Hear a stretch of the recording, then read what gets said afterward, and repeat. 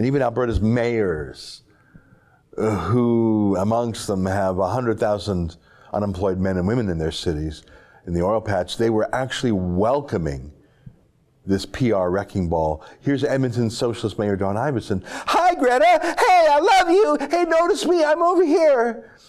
You're visiting Alberta. I'd love to invite you to Edmonton City Hall to discuss the Edmonton Declaration and some of the environmentally friendly projects we're working on. changeforclimate.ca. Regardless of where you visit, I wish you nothing but the best. I'm on your side. If you click on that link, that changeforclimate.ca, you see this crazy apocalyptic website.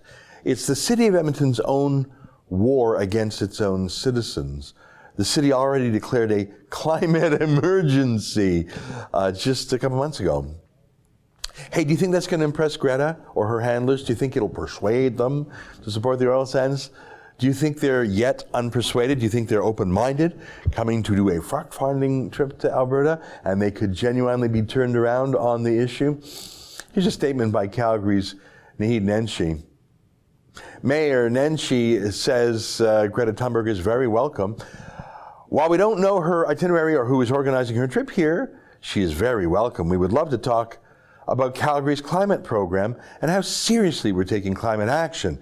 We're always interested in having a dialogue on the intersection of energy and environment, as well as highlighting the climate achievements of the Canadian energy sector.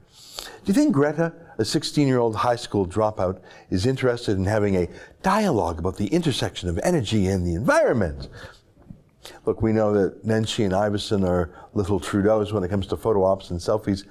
But guys, she's coming to bury you, not to praise you. Do you really think that telling her about your climate emergency declaration is going to make her back off?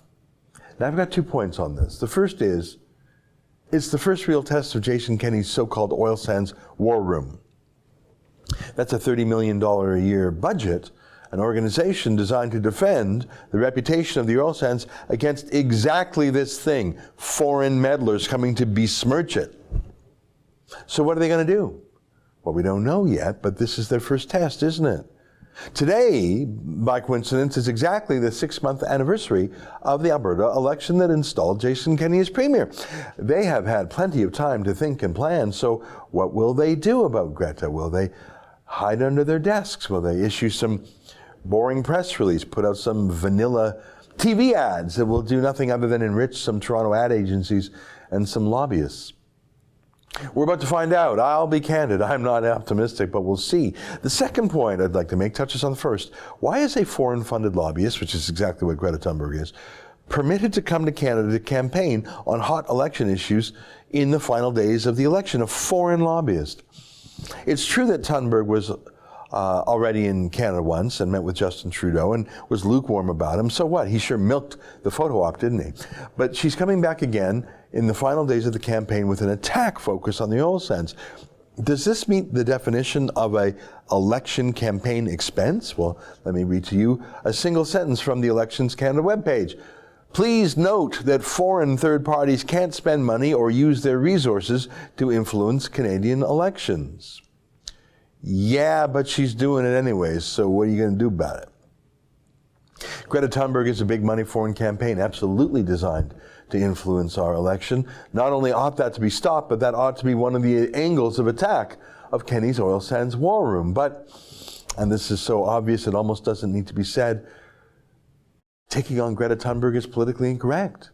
She's an abused child, but you can't say that out loud. She's cannon fodder for the left, but she's a human shield. But you can't say that. She's woefully uninformed, but you can't say that. She's mentally ill. You can say, well, you can't say that, but she can, and she has.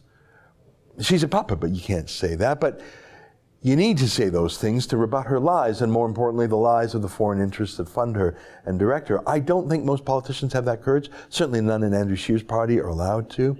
I don't think many in Jason Kenney's provincial party are allowed to either. But that's why this arm's-length $30 million war room is there, to do and say the things that more polite and more liberal people can't.